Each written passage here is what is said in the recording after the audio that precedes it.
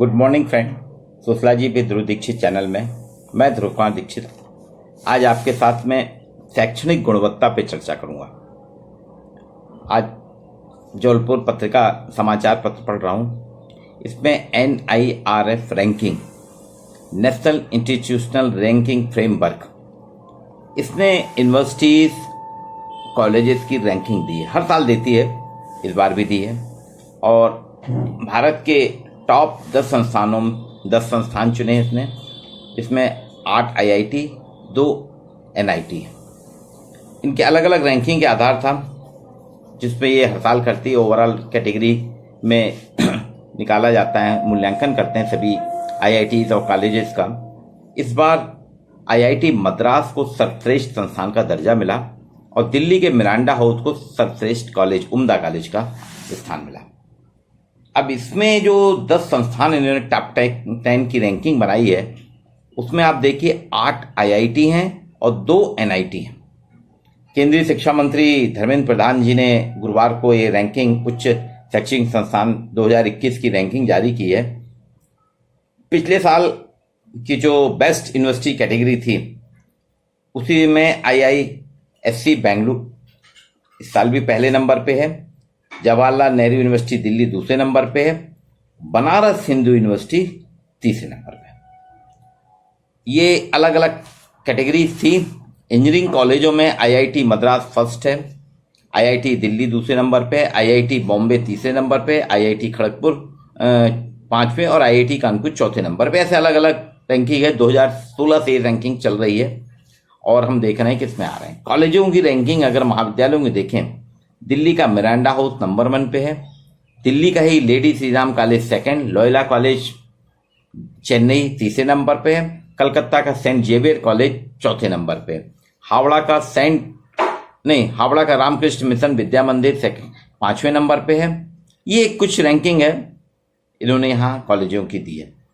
Overall universities की बात करें हम तो IISc बेंगलुरु आज भी नंबर 1 पे है, JNU दिल्ली दूसरे नंबर पे, BHU तीसरे नंबर पे, कलकत्ता यूनिवर्सिटी पश्चिम बंगाल चौथे नंबर पे, अमृता विद्यापीठ कोयम्बटूर 5वें पे, जामिया मिलिया नई दिल्ली छठा, Manipal academy of higher education 7वां, Jadavpur university Kolkata 8, university of Hyderabad 9, Aligarh Muslim university 10वें नंबर पे। ये रैंकिंग है, ये वास्तव में एक बताती है उच्च शैक्षणिक संस्थानों के अपने क्रियाकलाप को कितने उत्कृष्ट हैं।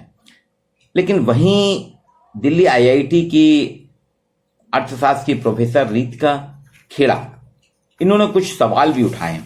इन्होंने, ये भी एक समाचार पत्र में आया था, ये था आपका, बताता हूं मैं, दैनिक भास्कर की न्यूज है। दैनिक भास्कर में 2 सितंबर की न्यूज है, सॉरी 2 दिसंबर नहीं 2 सितंबर की। तो ये कहती हैं रीतिका खेड़ा की विश्वविद्यालयों, शैक्षणिक संस्थानों की रैंकिंग इंडेक्स उच्च शिक्षा के मकसद से धोखा है। अब ये एक महत्वपूर्ण प्रश्न है कि रैंकिंग का आधार क्या हो, कैसे सर्वश्रेष्ठ हो, क्योंकि हम देख रहे हैं कि मध्य प्रदेश के जितने भी शैक्षणिक संस्थान हैं, मध्य प्रदेश में उच्च शिक्षा के 1000 TG सरकार द्वारा पोषित सरकारी ये सब कॉलेज, लगभग 15 यूनिवर्सिटीज, प्राइवेट यूनिवर्सिटी भी करीब 10 के लगभग हो चुकी हैं मध्य प्रदेश में। IIT इंदौर है, IIM इंदौर है, भोपाल और जबलपुर में नेशनल लॉ यूनिवर्सिटी है, NIT जो है वो भोपाल में है। ये ऐसे अलग अलग उच्च शैक्षणिक संस्थान हैं और इनमें भी अगर आप देखें तो मध्य प्रदेश का स्थान बहुत अच्छा नहीं है। इंदौर IIT की रैंकिंग गिरी है। ये इसमें ये पेपर में ये बताया कि ओवरऑल जो रैंकिंग है करी गई है NIRF रैंकिंग में, इंदौर IIT जो है 30वें नंबर पे है। टॉप 10 में तो आए ही नहीं, 30वें नंबर पे है। IIT इंदौर जो है 13वें नंबर पे, वो 10 से बाहर निकल गया। और IIM इंदौर जरूर 6वें नंबर पे आया है। और ये इस तरीके से रैंकिंग जो है मध्य प्रदेश में, खासतौर से इंदौर IIT IIM की थोड़ी, IIM 6वें नंबर पे एक सम्मानजनक स्थिति में। पर हम यहाँ चर्चा जो कर रहे हैं कि ये रैंकिंग का आधार क्या है, क्योंकि रीतिका खेड़ा जो कहती हैं वो तो विश्वविद्यालयों की रैंकिंग को, इंडेक्स को कहती हैं उच्च शिक्षा के मकसद से वो धोखा है, वो उसको तो अच्छा नहीं मानती। उनका कहना है कि यूनिवर्सिटी रैंकिंग इंडेक्स जो है अधिकतर जो है विदेश मुख्यतः अमेरिका में ही स्टैब्लिश किए गए, अमेरिका के हिसाब से रचे गए। इस इंडेक्स में प्रतिष्ठा को 30 से 50%, शोध को 20%, यूनिवर्सिटी में नोबल विजेता के लिए 5% का वेटेज दिया जाता है। वो कह रहे हैं इन रैंकिंग की कमियों पर बहुत लिखा गया है लेकिन उसमें क्रियान्वयन नहीं किया गया। वो कहते हैं भारत के अन्य भाषाओं में छपे लेख शोध में नहीं गिने जाते। बात सही है, शोध में लिखे गए शोध पत्र जो भी हैं वो आपकी भारतीय भाषाओं को मान्यता नहीं है उतनी। अंग्रेजी के लेख को वरीयता दी जाती है, हिंदी वाले लेख को तो कहते हैं आप इसको ट्रांसलेट करके प्रस्तुत करिए, कई जगह होता ही नहीं। अब ये यूनिवर्सिटी रैंकिंग इंडेक्स में एक सूचक है कि कैंपस में कितने अंतर्राष्ट्रीय विद्यार्थी और प्रोफेसर हैं। तो मैंने आपको पहले भी कहा कि मध्य प्रदेश की यूनिवर्सिटीज जो हैं प्राइवेट सरकारी मिला के ये 25 के लगभग यूनिवर्सिटी हैं, इसमें एक भी अंतर्राष्ट्रीय विद्यार्थी या प्रोफेसर नहीं। पहले जरूर था, 80, 85, 90 के दशक में जबलपुर यूनिवर्सिटी में कीनिया, नाइजीरिया के बहुत स्टूडेंट पढ़ने आते थे, लेकिन बाद में हमने हिंदी को प्राथमिकता दी, आधार पाठ्यक्रम में हिंदी अंग्रेजी रख लिया, तो हिंदी उनको पढ़ने में दिक्कत जा रही थी तो उन्होंने प्लान कर दिया। नहीं तो यहाँ पे यूनिवर्सिटी में, कॉलेजेस में नाइजीरियन, इथोपिया, आपके वेस्ट इंडीज, ट्रिनिडाड से कई बच्चे आते थे पढ़ने। मेरे साथ खुद मैं जब एमफिल कर रहा था मेरे डिपार्टमेंट में 10 बच्चे थे जो नाइजीरिया के थे। अब धीरे धीरे संख्या खत्म हो गई, ऐसी कुछ जगह हैं लेकिन उतनी नहीं है, तो ये ना के बराबर है। तो अब आपके यहाँ अंतर्राष्ट्रीय विद्यार्थी प्रोफेसर की तो बात ही छोड़िए आप। फिर अंतर्राष्ट्रीय लोगों से कैंपस में, ये कहते हैं अमेरिकन संस्था जो कह रही है कि अंतर्राष्ट्रीय लोगों से कैंपस में विविधता बढ़ती है और शिक्षा में विविधता का अनुभव विद्यार्थियों को एक व्यापक परिप्रेक्ष्य दिलाता है, क्योंकि अमेरिका में सामाजिक विविधता को एक महत्वपूर्ण पहलू माना गया है। अफ्रीकी, अमेरिकी जो अश्वेत लोग हैं उनकी उच्च शिक्षा में आज भी वहां देखिए वहां पे उनका प्रतिनिधित्व कम है अश्वेतों का। अधिक विविधता बढ़ानी तो रैंकिंग में, वो कहती हैं रितिका केलक, अगर आप विविधता ही बढ़ाना चाहते हैं तो रैंकिंग में अश्वेतों की हिस्सेदारी शामिल होनी चाहिए, जबकि अमेरिका में नहीं है। फिर आप कैसे ये मापदंड रख रहे हैं? अब वो कहती हैं कि भारत में विश्वविद्यालय, उन्होंने अपने जो विचार व्यक्ति हैं उसके आधार पर मैं कह रहा हूं कि भारत में विश्वविद्यालय पहला मौका होता है जब बच्चे अपने घर के संरक्षित वातावरण से निकलकर कुछ हद तक एक स्वतंत्र सोच बनाते हैं। क्योंकि हमारे स्कूल में तो बच्चा स्कूल प्रबंधन के हाथ में रहता है कि आपको प्रेयर में खड़े होना पड़ेगा, 2 वाक्य बोलना पड़ेंगे, फिर टाइम से आपका क्लास लगेगी, फिर लंच होगा, लंच भी फिक्स है, उसके बाद आपको क्लास, फिर स्पोर्ट्स, सारी आपके नहीं, वो करिकुलम एक्टिविटीज स्कूल तय करता है। आपको यूनिफॉर्म में आना पड़ेगा, सैटरडे की अलग यूनिफॉर्म है, पीटी की अलग यूनिफॉर्म है, स्पोर्ट्स की अलग यूनिफॉर्म है, सारी फिक्स है, उनकी बच्चे से नहीं पूछा जाता। लेकिन कॉलेज में देखिए वो सही कह रही हैं, भारत में विश्वविद्यालय पहला मौका होता है जब बच्चे घर के संरक्षित वातावरण से निकलकर कुछ हद तक अपने आप को फ्री महसूस करते हैं, अपनी एक स्वतंत्र सोच बनाते हैं। यूनिफॉर्म का झंझट खत्म होता है, बस से बैग का बोझ खत्म हो जाता है, आप किताब कॉपी लेके आए या ना आए, जबकि जितने पीरियड अटेंड करना चाहें ना करें, ये सब कुछ नहीं है। छात्र संघ चुनाव में वो अपने चुनाव लड़ते हैं, अभिव्यक्ति देते हैं, फिर चुने हुए प्रतिनिधि ही सोशल गैदरिंग, स्पोर्ट्स वगैरह में अपना कि हम इस अतिथि को बुलाना चाहते हैं, हम फलाने अतिथि को बुलाना चाहते हैं। स्कूल में प्रबंधन की तरह से यहाँ स्वतंत्रता मिलने के बाद, जैसे स्कूल प्रबंधन में नहीं लेकिन कॉलेज में मिलती है, तो देखिए वो अपने हिसाब से अतिथि का चयन कर लेते हैं। वो कहती हैं कि यहाँ विविधता की अहमियत है, यहाँ पे विविधता की अहमियत है। अमीर गरीब, अलग भाषा बोलने वाले, विभिन्न समुदायों में पले बच्चे सब विश्वविद्यालय में आके घुल मिल जाते हैं। आपके साथ जो बच्चे हैं, अमीर भी आपके साथ शेयर करता है, गरीब भी शेयर करता है अपने विचार, घुल मिल जाता है, वो दूसरे प्रदेश के भी यहाँ आ जाते हैं। ये बात सही है कि अमेरिका के कंपैरिजन में भारत में विविधताएं बहुत हैं। यूनिवर्सिटी रैंकिंग में इस विविधता को शामिल करने का कोई मानदंड ही नहीं। बोले जो रैंकिंग है इसमें विविधता को शामिल करने का कोई मापदंड नहीं है। यहाँ भी विदेशी मापदंड ही थोपे गए हैं और हमने जो इंडेक्स बनाते हैं वो विदेशी मापदंड क्या था। छात्र शिक्षक अनुपात पे जोर दिया जाता है। इसका एक फायदा हुआ है कि छात्र शिक्षक ने, जैसे नेक का जो मूल्यांकन होता है, नेशनल एक्रेडिटेशन जो कमेटी है वो करती है हर साल, हर यूनिवर्सिटी को देती है। और अगर A+ होगा तो आपको शासकीय मदद, आर्थिक मदद बहुत मिलेगी, रिसर्च की फैसिलिटीज मिलेगी। जहाँ पे A+ नहीं होता है या A ग्रेड नहीं मिलता, उनके यहाँ रिसर्च और फंडिंग कम हो जाती। अब इस रैंकिंग में एक क्राइटेरिया है शिक्षक अनुपात, शिक्षक और छात्र का अनुपात। इस पर बहुत ज्यादा फोकस किया जाता है। इसलिए देखिए, सारी यूनिवर्सिटियां जब रैंक अपने नेक का वो कराना चाहती हैं, नेक इंस्पेक्शन कराना चाहती हैं, नेक से परीक्षण कराना चाहती हैं, तो तत्काल विज्ञापन निकालती हैं। मध्य प्रदेश की यूनिवर्सिटी ने भी, चाहे वो जबलपुर यूनिवर्सिटी हो, जीवाजी विश्वविद्यालय ग्वालियर हो, इंदौर हो, भोपाल हो, सभी के यहाँ नेक होता है इंस्पेक्शन। अभी आपके वेटनरी यूनिवर्सिटी में भी नेक इंस्पेक्शन होना है जबलपुर की। तो आप देखिए, पोस्ट सैंक्शन होने लगी हैं, विज्ञापन निकलने लगा है। अब इन प्राथमिकताओं को मापदंड बनाने से देखिए प्रतिकूल प्रभाव पड़ता है। इससे छात्र शिक्षक रेशियो आपका सही हो जाता है। अब यूनिवर्सिटी रैंकिंग का चक्कर जो है, इसमें आप देखिए आस पड़ोस के देशों से छात्र को आकर्षित करना पड़ रहा है। आप अगर विविधता की बात करते हैं ना, कि इनने कहा अंतर्राष्ट्रीय विद्यार्थी होना चाहिए, अंतर्राष्ट्रीय प्राध्यापक होना चाहिए, तो हम विदेशी छात्रों को आकर्षित करते हैं। अभी मध्य प्रदेश में ऐसा नहीं हो रहा है, लेकिन बाकी BHU JNU में तो होता है, अलीगढ़ मुस्लिम यूनिवर्सिटी में होता है, जामिया मिलिया में होता है। अब हमारे यहाँ मेन मकसद है कि अगर आप अच्छी शिक्षा देंगे तो चाहे वो अमेरिका हो, चाहे इंग्लैंड हो, चाहे चीन हो, चाहे श्रीलंका हो, चाहे अफ्रीकन कंट्रीज, वहां से छात्र अपने आप आकर्षित होकर दाखिला लेंगे। आपको उनको प्रलोभन नहीं देना पड़ेगा, आपको किसी प्रकार से उनको आकर्षित करने के प्रयास नहीं करने का। आपको अपनी शिक्षा, आप भूल गए हैं कि नालंदा विश्वविद्यालय, तक्षशिला और नालंदा विश्वविद्यालय अपनी उत्कृष्ट शिक्षा के कारण ही पूरे विश्व में अपना स्थान बनाए थे और सभी देशों के बच्चे यहां आके पढ़ते थे, रहते थे। Oxford university, Cambridge university, Harvard university में ऐसा क्या है?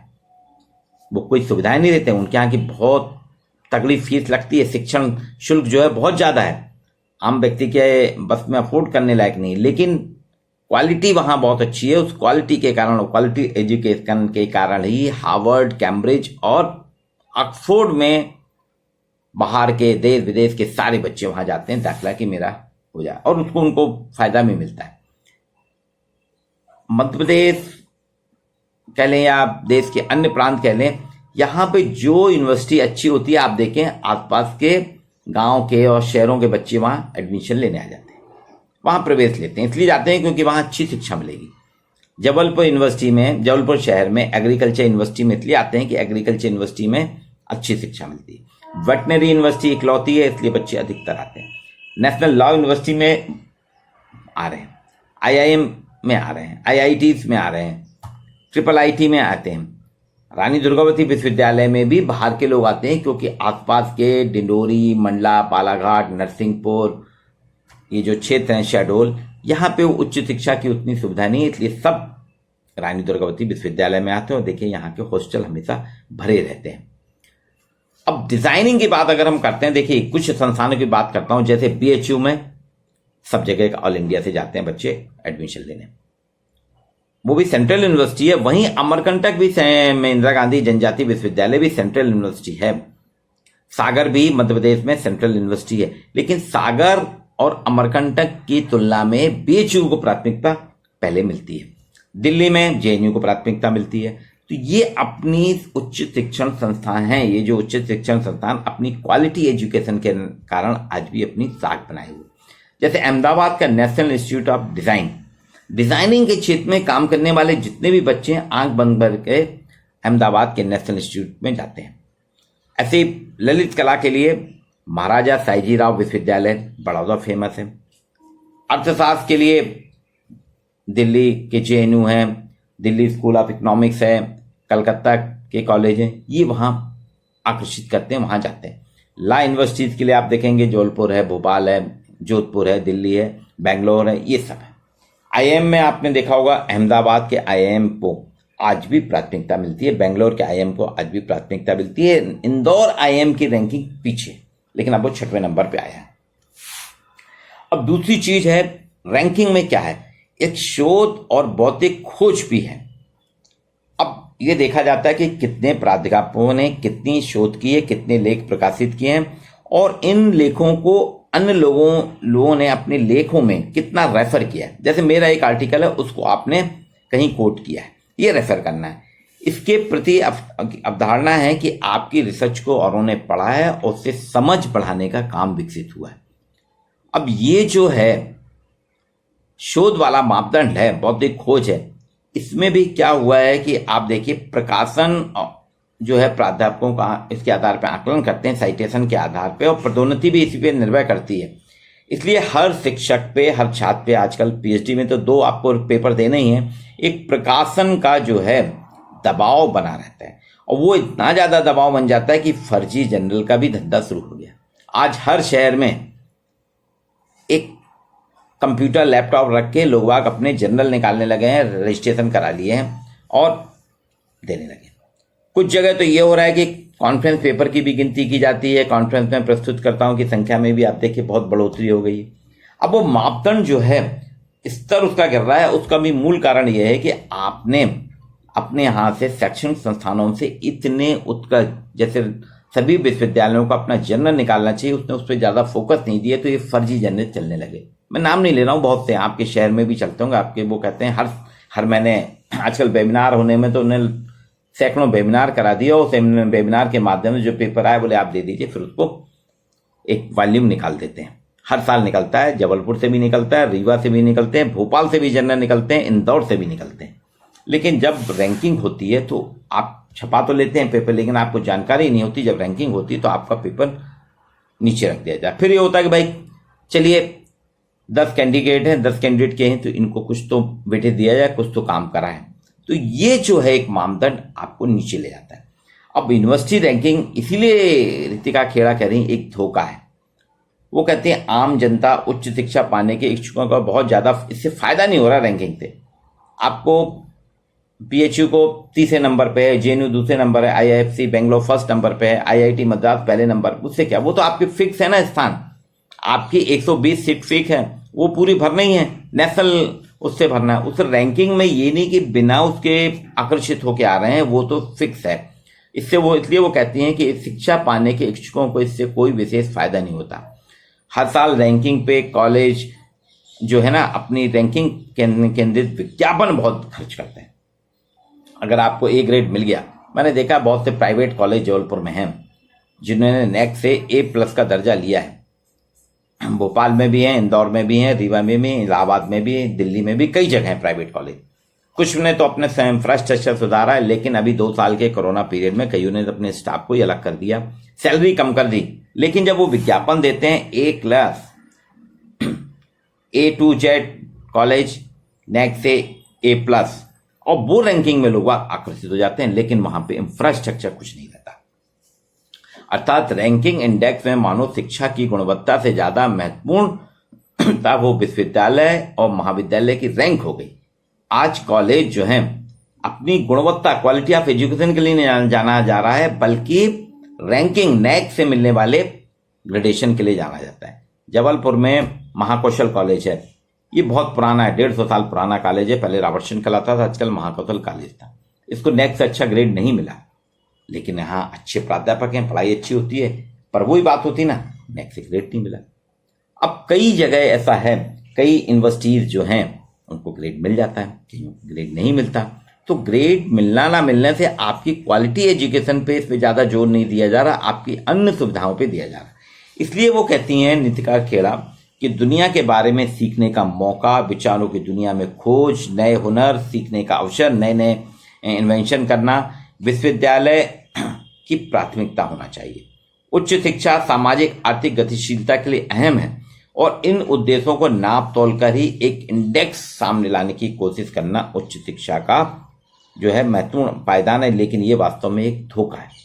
वो कर जरूर रहा है, नाप तोल कर एक इंडेक्स के माध्यम से वो कहते हैं कि देखिए हमारे यहाँ सबसे ज़्यादा रिसर्च हुई है, हमारे यहाँ सबसे ज़्यादा पेपर निकले गए, हमारे यहाँ क्वालिटी एजुकेशन है, हमारे यहाँ NCC NSS है, हमारे यहाँ फैकल्टी है। और इस आधार पे जो आप दे देते हैं रैंकिंग, A ग्रेड दे देते हैं, B ग्रेड दे देते हैं, A ग्रेड दे देते हैं, लेकिन कभी इनका मूल्यांकन करें तो आप पाएंगे यहाँ क्वालिटी एजुकेशन उतनी नहीं है अच्छी। इसलिए उन्होंने विश्वविद्यालय के रैंकिंग इंडेक्स को उच्च शिक्षा के मकसद से एक धोखा माना है। ये रितिका खेड़ा ने भी प्रश्न उठाए। ये वीडियो मैंने आज आपके साथ इसलिए शेयर किया अपने विचार कि आज ही आया कि भारत के टॉप 10 जो कॉलेजेस हैं इसको NIRF रैंकिंग दी गई है। NIRF रैंकिंग के तहत शिक्षा मंत्री ने अभी गुरुवार को इसकी घोषणा की है।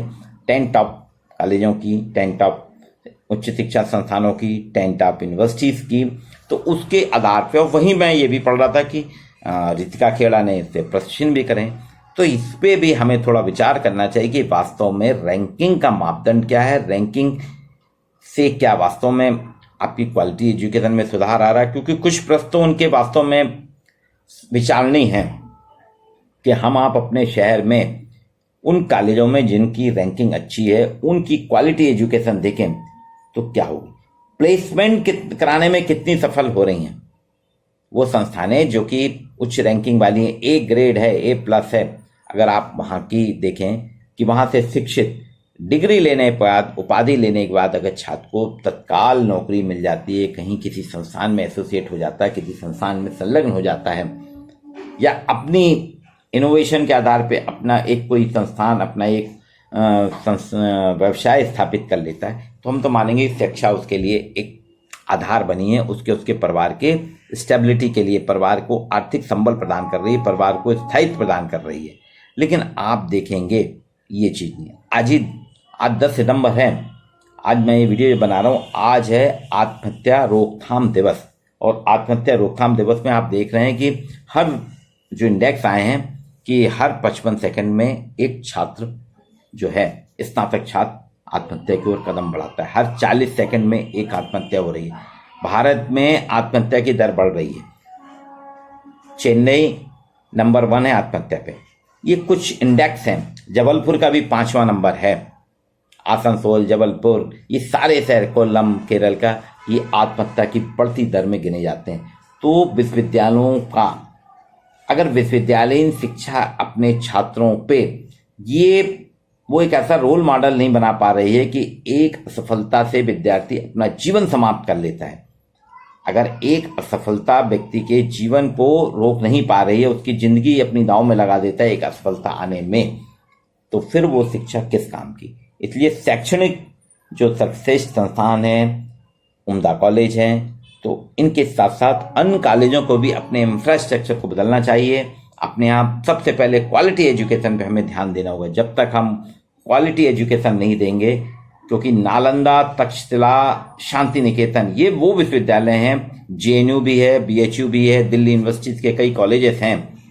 मध्य प्रदेश में भी IIT इंदौर है, IIM इंदौर है, NIT का दर्जा प्राप्त भोपाल का इंजीनियरिंग कॉलेज है, जबलपुर का इंजीनियरिंग कॉलेज जो कि आज़ादी के पहले का जबलपुर इंजीनियरिंग कॉलेज शासकीय है, एग्रीकल्चर यूनिवर्सिटी है, रानी दुर्गावती विश्वविद्यालय है, धर्मशाला यूनिवर्सिटी है। यहाँ पे क्वालिटी एजुकेशन हो रही है। यहाँ पे बच्चों को क्वालिटी मिल रही है, एजुकेशन मिल रही है, स्पोर्ट की सुविधाएं मिल रही हैं, ये सारी चीजें मिल रही हैं। तो देखिए बाहर आसपास के क्षेत्र के बच्चे आकर्षित होकर यहाँ आ रहे हैं। इसलिए आज आपके साथ मैंने ये विचार रखे कि रैंकिंग का जो आधार है, विश्वविद्यालयों को रैंकिंग देना तो ठीक है, ग्रेड मिला, आपको मिल गया, लेकिन उस ग्रेड के अनुकूल आपको सबसे पहले आपकी प्राथमिकता तय होना चाहिए कि उच्च शिक्षा मिले, क्वालिटी एजुकेशन मिले, प्राध्यापक अपडेट हो, छात्र शिक्षक का अनुपात पूरा हो। ये नहीं कि कई संस्थानों में तो ये स्थिति है कि 100 बच्चे हैं और एक भी रेगुलर टीचर नहीं है, एक भी रेगुलर शिक्षक नहीं है। विश्वविद्यालय अतिथि व्याख्याताओं के बल पे शिक्षा प्रदान कर रहे हैं। जहाँ अतिथि व्याख्याताओं की संख्या नियमित प्राध्यापकों से 10 गुना 20 गुना अधिक होगी, आप उन विश्वविद्यालयों से क्वालिटी एजुकेशन की कैसे अपेक्षा कर सकते हैं। तो ये एक विचारणीय विषय है, इसमें आपको भी करना चाहिए। आपके जो विचार हों आप मेरे कमेंट्स बॉक्स में दीजिए, मैं प्रयास करूंगा आपके विचारों का समाधान करने का। और निरंतर आप मेरे channel sociology with Dhruv Dixit को इसी तरह पसंद करते आ रहे हैं, इसको अपने मित्रों में बताइए। मैं आपको नए नए विषयों पे आपको नई नई जानकारियां प्रदान करूंगा।